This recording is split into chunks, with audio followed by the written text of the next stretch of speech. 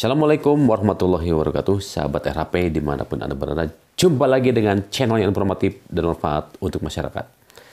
Sahabat RHP, pada konten kali ini kita akan membahas tentang upaya diversi terhadap anak yang berhadapan dengan hukum. Sahabat RHP, dalam beberapa waktu yang lalu, ada seorang orang tua yang menghubungi saya menyampaikan bahwa anaknya mengalami masalah dengan hukum. Dalam hal ini, anak tersebut ternyata menganiaya seorang temannya dengan cara memukuli sehingga mengalami luka-luka. Nah, terhadap kejadian tersebut, si orang tua korban ternyata melaporkan si anak tersebut sebagai pelaku penganiayaan kepada kepolisian Polrestabes Kota Bandung. Nah, dalam Polrestabes sendiri dalam menyikapi masalah ini ternyata melakukan pemeriksaan sebagaimana hukum yang berlaku di negara kita. Nah, bagaimanakah dalam penanganan kasus ini, apa yang seharusnya dilakukan? Nah, ternyata Polrestabes Kota Bandung memenuhi ketentuan-ketentuan sebagaimana yang telah diatur di dalam sistem peradilan pidana anak, diwajibkan menggunakan pendekatan restoratif sebagaimana diatur pasal 5 ayat 1 Undang-Undang Sistem Peradilan Pidana Anak. Lalu apa itu pendekatan restoratif tersebut?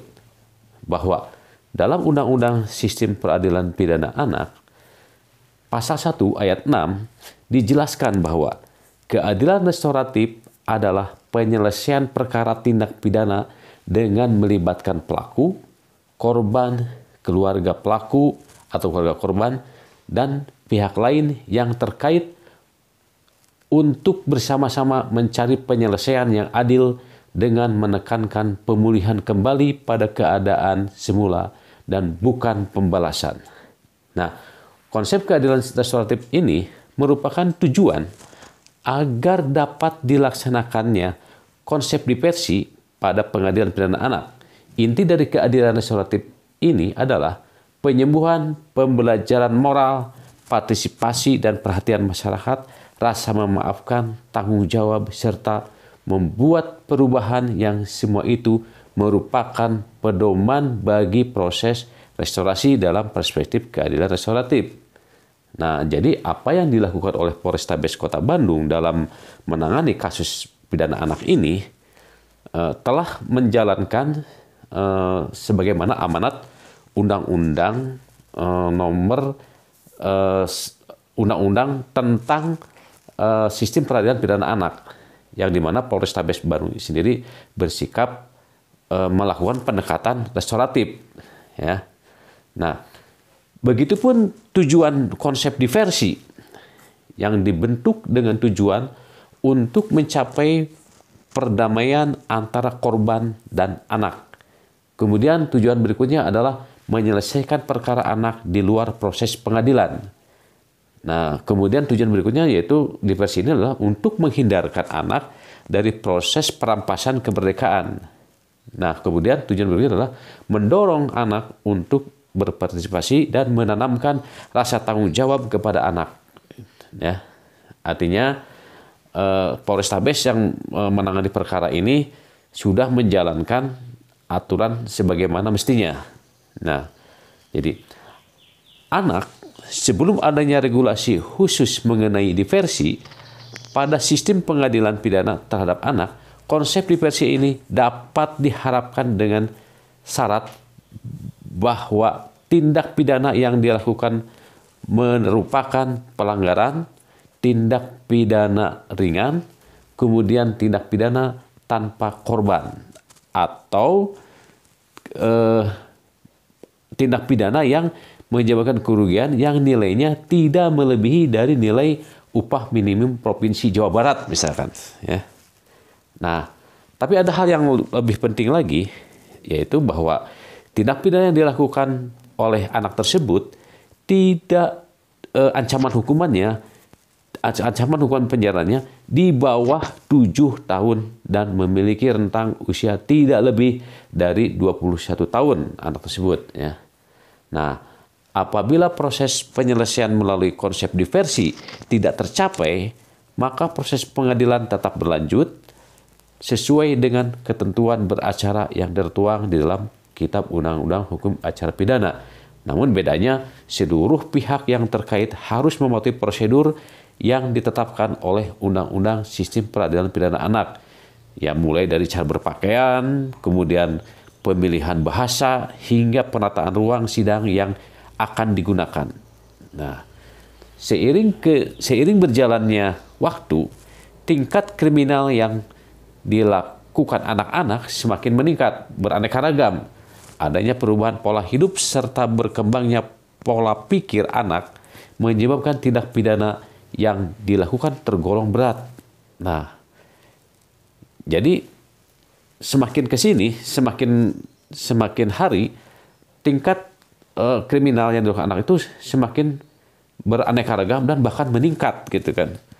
Nah, sehingga konsep diversi tidak dapat dilakukan secara maksimal apabila anak tersebut misalkan melakukan pidana yang tergolong berat, misalkan ancaman hukumannya di bawah 7 tahun. Nah, hal itu akan menjadi kendala karena terbentur dengan aturan bahwa apabila anak tersebut melakukan pelanggaran pidana, perbuatan pidana yang diancam pidana penjara di atas 7 tahun atau 7 tahun, itu mengakibatkan diversi sulit untuk dilaksanakan. Nah, kemudian hal ini apabila memang kita atau kepolisian atau kejaksaan atau pengadilan memang kesulitan dengan aturan, hal ini menuntut pemerintah untuk memperketat proses pengadilan pidana terhadap anak agar penerus bangsa dapat tumbuh berkualitas. Nah, pendekatan keadilan restoratif sebagaimana Undang-Undang Sistem Peradilan Pidana Anak dilaksanakan melalui cara diversi. Nah, diversi, apa itu diversi? Diversi itu adalah pengalihan penyelesaian perkara anak dari proses peradilan pidana ke proses di luar pengadilan pidana. Melalui diversi diharapkan dapat memperkecil dampak buruk yang bisa dialami anak karena berhadapan dengan proses hukum.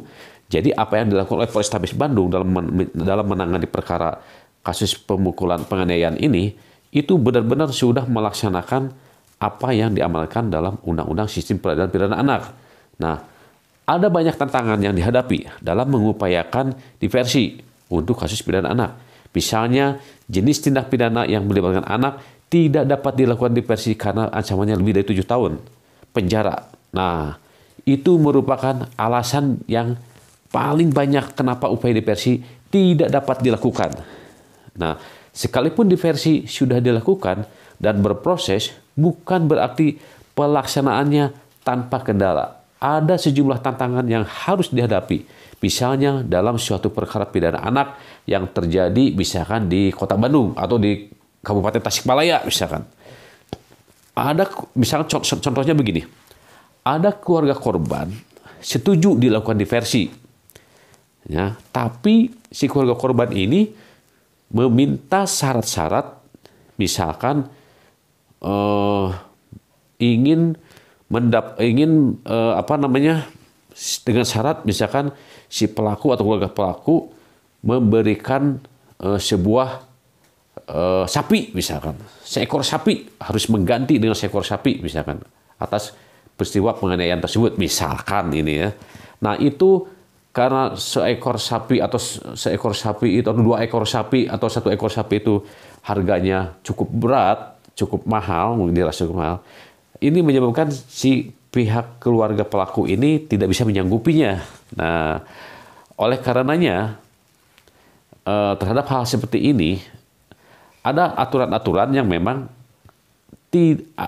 diversi itu tidak harus melulu melalui persetujuan pihak korban. Karena itu juga diatur dalam Undang-Undang Sistem Peradilan Pidana Anak. Misalkan dalam pasal 9 ayat 2 Sistem Peradilan Pidana Anak ini menjelaskan bahwa 4 jenis tindak pidana yang dikecualikan untuk mendapat persetujuan pihak korban, yaitu apabila tindak pidananya itu adalah tindak pidana yang berupa pelanggaran misalkan. Kemudian tindak pidana itu adalah tindak pidana ringan. Kemudian tindak pidana itu tindak pidana tanpa korban. Nah, atau nilai kerugian korban tidak lebih dari nilai upah minimum provinsi setempat, misalnya provinsi Jawa Barat misalkan. Nah, itu tidak mengharuskan ada persetujuan korban, ada persetujuan dari pihak korban dalam rangka diversi tersebut. Nah, demikianlah konten kita kali ini tentang diversi. Apabila ada hal-hal yang kurang dimengerti, kurang dipahami bagi Anda atau seluruh masyarakat Indonesia dimanapun, silakan bertanya di kolom komentar. Insya Allah nanti akan saya jawab. Atau apabila ingin langsung ingin paham, ingin lebih detail, ingin lebih jelas, silakan menghubungi nomor WhatsApp berikut di bawah ini. Nah, demikian konten kita kali ini. Semoga bermanfaat untuk masyarakat. Dan sampai jumpa di konten berikutnya yang tentunya konten yang bermanfaat untuk masyarakat. Wassalamualaikum warahmatullahi wabarakatuh.